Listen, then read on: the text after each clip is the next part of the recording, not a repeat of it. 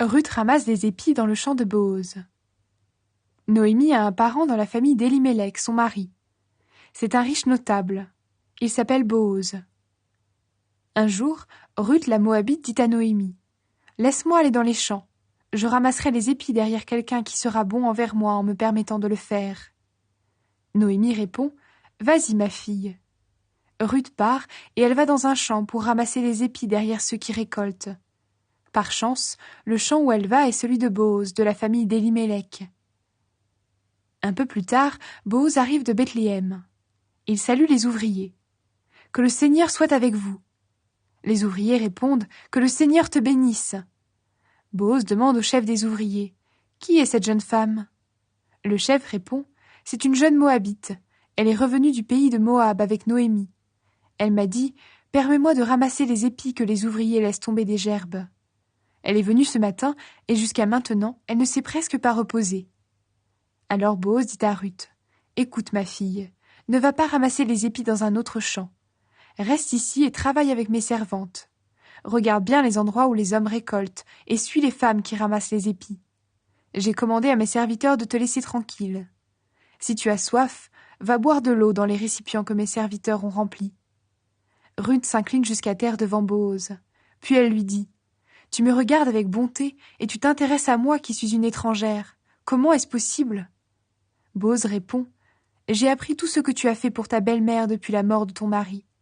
Tu as laissé ton père, ta mère, ton pays, et tu es venu vivre au milieu d'un peuple que tu ne connaissais pas avant. Que le Seigneur te récompense pour tout cela. Tu es venu te mettre sous la protection du Seigneur, Dieu d'Israël. Qu'il te récompense largement. » Ruth répond à Booz : « Maître, tu es vraiment bon pour moi. Tu m'encourages en me parlant avec bonté.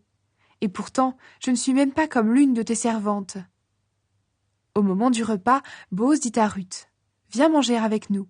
Prends un morceau de pain et trempe-le dans la sauce. » Ruth s'assoit à côté des ouvriers. Booz lui tend des épis grillés. Elle en mange autant qu'elle veut, et il lui en reste. Puis Ruth se lève pour aller de nouveau ramasser des épis. Ensuite Booz donne cet ordre à ses serviteurs : « Laissez-la ramasser les épis, même entre les gerbes. Ne lui faites pas de reproches. Enlevez même quelques épis des gerbes et laissez-les par terre pour qu'elle les ramasse. Ne lui faites aucun reproche. » Ruth ramasse les épis dans le champ de Booz jusqu'au soir. Puis elle bat les épis qu'elle a ramassés. Elle remplit un grand sac de grains d'orge. Elle rapporte le sac au village. Noémie, sa belle-mère, voit ce qu'elle a ramassé. Ruth sort aussi ce qui reste de son repas et elle le donne à Noémie. Noémie lui demande : « Où as-tu ramassé ces épis aujourd'hui ? Dans quel champ est-ce que tu as travaillé ? Que Dieu bénisse celui qui a été bon pour toi. » Ruth raconte : « J'ai travaillé dans le champ d'un homme qui s'appelle Booz. » Alors Noémie dit à Ruth : « Je le vois, le Seigneur continue à nous montrer sa bonté. Il est bon pour nous les vivants, comme il est bon pour les morts. Qu'il bénisse cet homme. » Puis Noémie ajoute : « Booz est un homme de notre famille proche. Il est l'un de ceux qui ont la responsabilité de prendre soin de nous. » Ruth la Moabite dit encore : « Booz m'a dit aussi : continue à ramasser les épis derrière mes serviteurs jusqu'à la fin de la récolte. » Noémie dit à Ruth : « C'est bien, ma fille. Continue de travailler avec les servantes de Booz. Si tu vas dans le champ de quelqu'un d'autre, tu risques d'être mal reçue. » Ruth va donc ramasser les épis d'orge et de blé avec les servantes de Booz jusqu'à la fin de la récolte. Elle continue à habiter avec sa belle-mère.